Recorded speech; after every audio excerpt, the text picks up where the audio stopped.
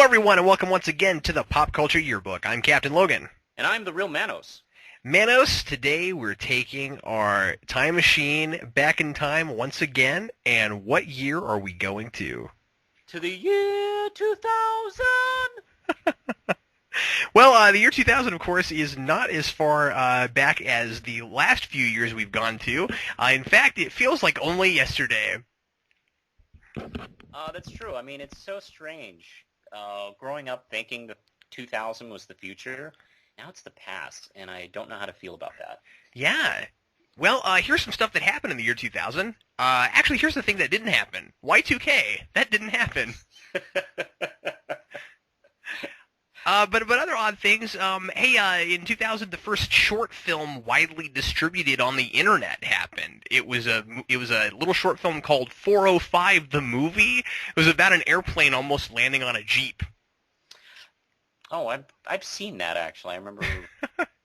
Have you really? TV. Yeah, I saw that on CNN when that came out. That year, the first crew was on the International Space Station. It was, of course, the year of the craziest presidential election ever. The next one. Yeah, well, yeah, okay. That was really crazy, though.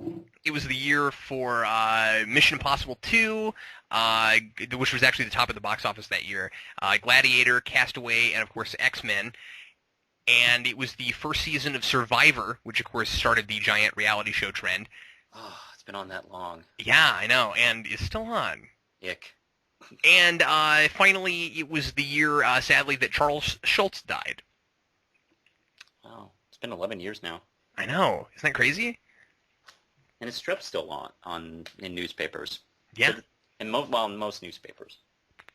Well, Manos, what will you be talking about from the year 2000? Well, from the year 2000, I thought I would go and talk about Justice League. And I'm not talking about the cartoon. I'm talking about the actual comic book. Really? Yes, I'm going to go to Justice League issues 43, 44, 45, and 46. That was the storyline called Tower of Babel. Oh, yeah. That was great stuff. Story. This is when Mark Waid had taken the reins up from Grant Morrison, who did just an amazing, legendary, I think game changer kind of run on Justice League. I think he really did change comics, and superhero comics specifically, with his run on Justice League. So, hey, okay, he did that, so here you go, Mark Waid. Take the baton from him. And I think this is one of the first story arcs. I'd have to go back and look, but Howard Porter's still doing the art. And it's a Ra's al Ghul story where, let's see, Al Ghul does the most amazing thing. He has broken into Batman's files and computer simulations and all sorts of things, his security, and has dug up everything he has researched on specifically the other members of the Justice League and what their weaknesses are. Because Batman was thinking, hey, every other week we all get taken control, by space aliens or magic wizards or something like that. Maybe I should have some kind of contingency plan in case we go bad or possessed or something like that. It's a good idea. But, the Justice League does get mad at him, but you know what? He has a point. But anyway, his army starts using these weapons against the Justice League because he has a new big plan for world domination. Also, the problem is if he starts doing this, Batman's going to instantly recognize what he's doing and put a stop to it early. So he does this ingenious, horrible thing to Bruce Wayne to get him out of the way. And it opens the first issue.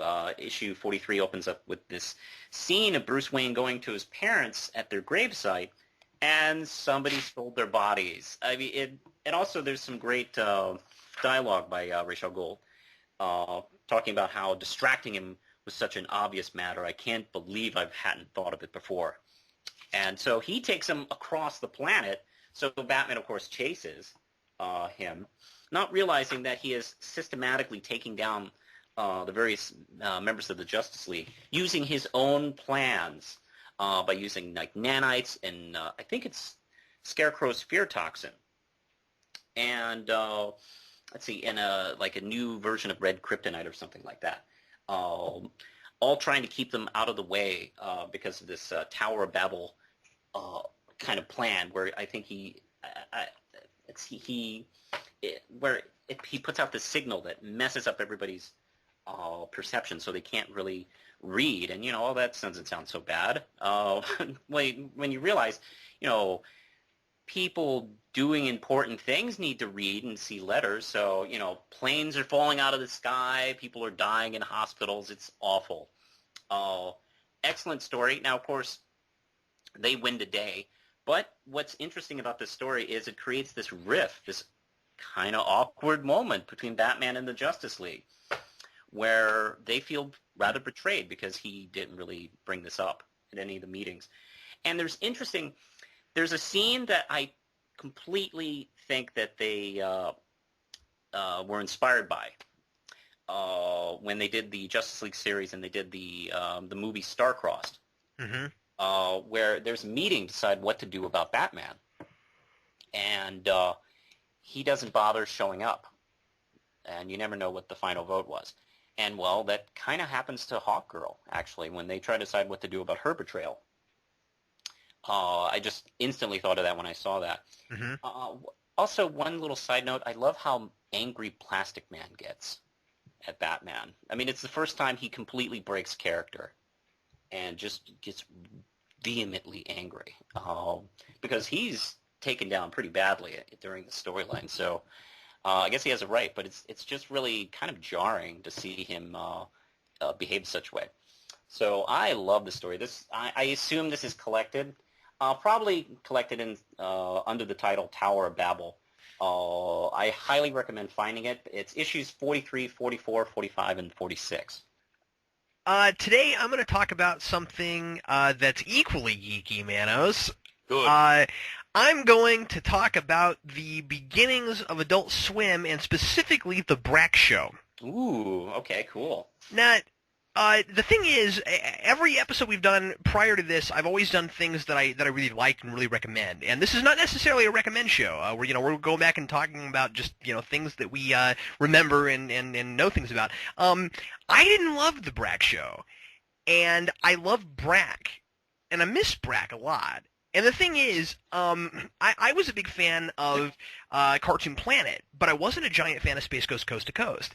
I liked it. I mean, it was funny, but I found it to be kind of hit and miss. And I think that it was, I don't know. I think for me, when I was watching it when I was younger, it was too adult to be funny for me. I don't know why. It was just like for some reason when they got rid of the adult stuff and they did Cartoon Planet and they just made it like the silly thing with a bunch of songs and more of a variety show kind of thing. It was a lot funnier to me.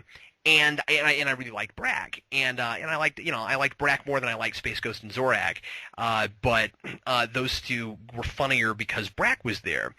And then they did the Brak Show. And they kind of threw aside everything that the newer version of Brak was, because I mean, of course, naturally these were all characters in an old. Was it Filmation or was it Hanna-Barbera? Oh, it was Hanna-Barbera, yeah. Was it? Yeah, I thought it was. And of course, these were all characters that they had brought back and made comedy versions of. And anyway, what they did with the Brak Show is they turned it into this thing making fun of sitcoms. And so Brak has his dad who has a Spanish accent, and or a Cuban accent, and then he has his mom who kind of looks like him a little bit, but you don't really understand how his dad could possibly be his dad. And then you have Zorak, who it stated at some point is 40, but he still goes to school, and he just can't get past school.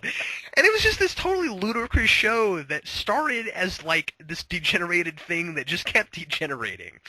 I always thought it was almost like a parody of Leave It to Beaver. Yeah, it was. Mom looked a lot like. I mean, it was his face on June Cleaver's body. Yeah, that's exactly what it was.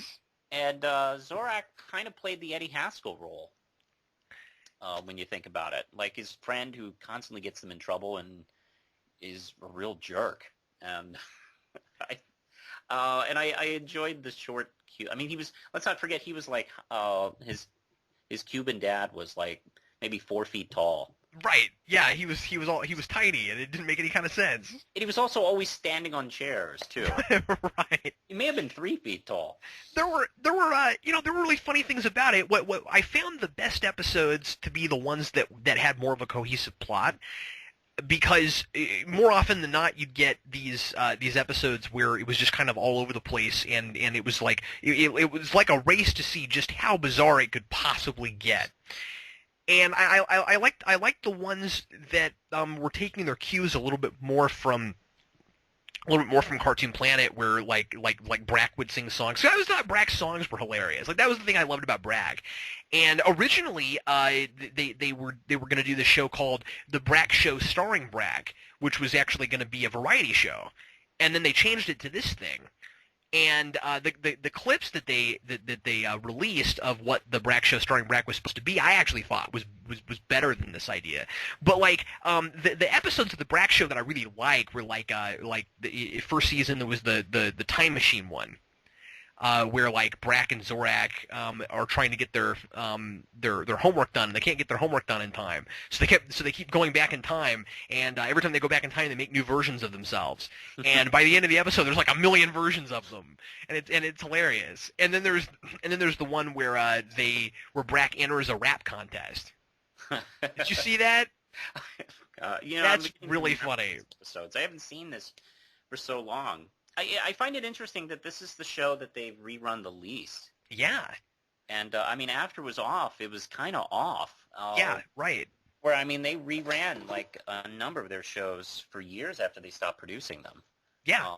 Like yeah. Well, in Harvey Birdman, they made... Yeah, right. In Harvey Birdman, they made the longest. Yeah. Because they kept making episodes of that all the way up till 2007, I think. Well, I think the animation was a little bit... they had a little more budget. And they also had like more. They had celebrity voices, like Stephen Colbert did a couple of voices on the Harvey Birdman show. Yeah, well, I think part of the thing with the Brak Show is that it started off trying to be low key. Like they aired it as like I think they called it like a sleeper premiere, because they didn't tell anybody about it when they premiered it. I don't know if you knew that they did no kind of advertising when they premiered that. I didn't know that. It was really funny, and then they advertised it after that. It was, I don't know, it was just such a bizarre show, and I mean, like I said, I liked things about it, but ultimately, I wish they just made more Cartoon Planet, because I just loved that show. It seemed pretty indicative of a lot of their early shows, where it was old Hanna-Barbera characters done goofy, right? And there was a lot of random humor. And sometimes it would work, and sometimes it wouldn't. Like I think the biggest exception of the first generation of shows was Aqua Teen Hunger Force. Yeah, which also started. I mean, all of those started at the same time. Yeah, that's true. Now it's Family Guy reruns. Yeah. Well, and of course that was even. I mean, the first year of Adult Swim, and that was all the stuff. And it's an entirely different thing now. But anyway, I guess I just wanted to bring it up. I always liked Brak, but I think part of the thing too is that Brak doesn't really work by himself. Like, you kind of need Space Ghost. I always thought, like, because he's a little bit more of a straight man, so that Brak has somebody to play off of. Because Zorak's not really a straight man. Yeah. And really. Zorak also was an entirely different character in that show. So basically, you're comparing Brak to Grady, like when they tried to spin him off of Sanford and Son. Sure, that makes sense. Yeah. But yeah, and the only other thing I wanted to say about that is when they made the DVDs, they did put a few of the old sketches from Cartoon Planet on those, but they never released Cartoon Planet because they used like too many old clips from old cartoons that they didn't have the rights to produce in DVDs. So there's all these great sketches from that show that we'll never be able to have again. And there's a lot of people that have old VHS copies from when they were taping it when it was on that have tried to put it on YouTube, and YouTube keeps taking them down. Oh. People can't win. So yeah, so we can't watch them, and I don't know, it sucks. That was one of my favorite shows from when I was a kid. And so when I found out about the Brak Show, I got really excited, and then I was like, oh, that's what it is. Oh yeah. But I don't know. I still think it's fun. Oh, and I didn't mention Thundercleese because Thundercleese was great. Like, oh man, that's right. Oh, I hadn't even thought about Thundercleese in forever. I love Thundercleese. He needed a series. yeah. See, I think he could have actually had his own show pretty easily. Oh, now I want to watch some Thundercleese. Well, anyway, Manos, let's take our time machine and come back to the present. And what year are we going to go back to next time? Because it's your turn to pick, and we didn't talk about this beforehand. Oops, maybe we should have. Let's go to 1961. Did you just kind of pull that off your head, or do you actually have something you want to do that year? Kind of both. Well, no, I was thinking I wanted to go to the 60s next time. Okay, 1961. Wow. Okay. That'll be interesting. You and I were both born, so. Yeah. I have no idea what I'm going to do for that. That'll be interesting. Haha. All right. Well, hey, thanks everybody for listening to the Pop Culture Yearbook, and we will have another year for you next week or next time, 2 weeks from now. I'm Captain Logan. And I am the real Manos. See you later.